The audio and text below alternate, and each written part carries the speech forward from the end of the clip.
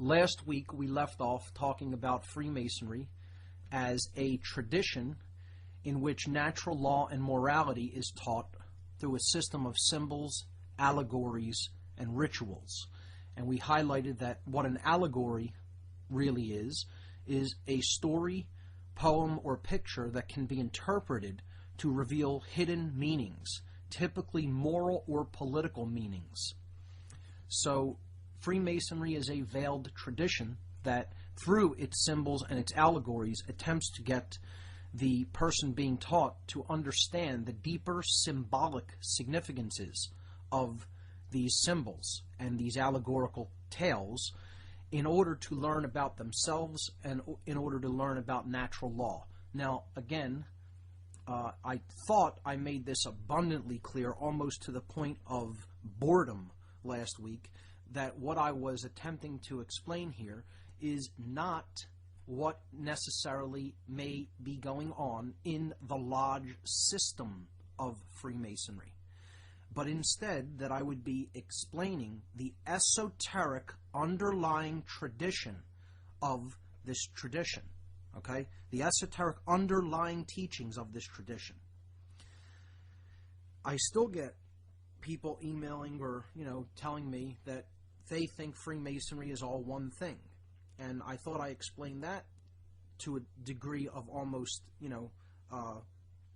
wearing it out, that there is a unadulterated version of Freemasonry, and then there is one that has been perverted and watered down over time, and that largely is what is being taught and received in the lodge system in the current day. This has been warned about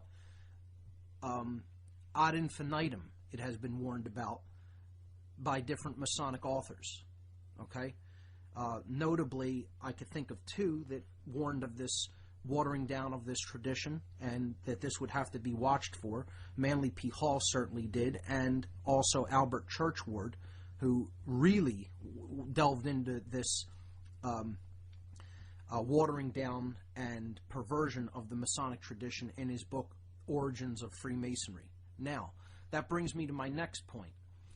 For people that really want to go deeper into this, because again, I can't possibly cover every aspect of something as big as the Freemasonic tradition, I'd refer you to my website where you'll get a good jumping off point, okay? You'll get a good introductory basis to Freemasonry through some of the books that I posted in the podcast for last week.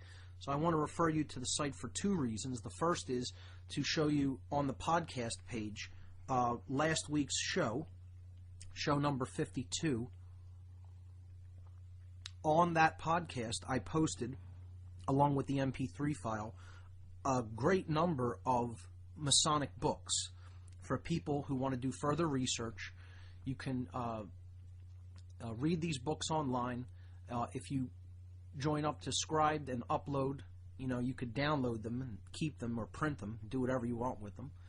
And there's a really good small library right there of the Masonic tradition, written by initiates of this tradition, and it has a wealth of knowledge in those books. So I ask people to avail themselves of that information, and again, there will be so many references in those works alone. It's a lifetime of study in all the interconnections that would go along with even looking into one of those books. So I think I posted something like 13 or 14 books up there at least. So check them out and make good use of them. The second reason I want you to go to the site, whatonearthishappening.com, is to look at the images for tonight's show. Those are on the radio listen page when you click the Listen Live button on the left-hand side of the site if you're not already there. Underneath the player, you'll see images for tonight's show for March 29th, 2011, and there are 13 images there. Now, last week we left off with images 1 and 2.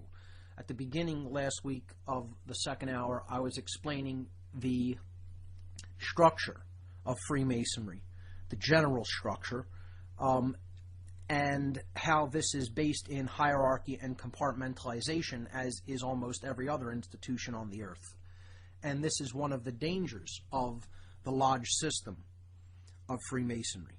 Again, not the deep esoteric underlying meaning or purpose of the symbol and allegory that is contained in this tradition, but the organization of it, the official organizing bodies of Freemasonry. Okay? This is the same thing that we talked about when we talked about religion, that the deep esoteric mystery tradition that underlies religion is all teaching the same basic concepts, and it's teaching understanding of self and generally the golden rule that as you wish to be treated, you should treat others, period. Okay? Underlying all of those religions are those deep esoteric truths. However, in the formulation of official religions, you get structures, you get hierarchies, you get compartmentalized units and denominations, etc., and so forth.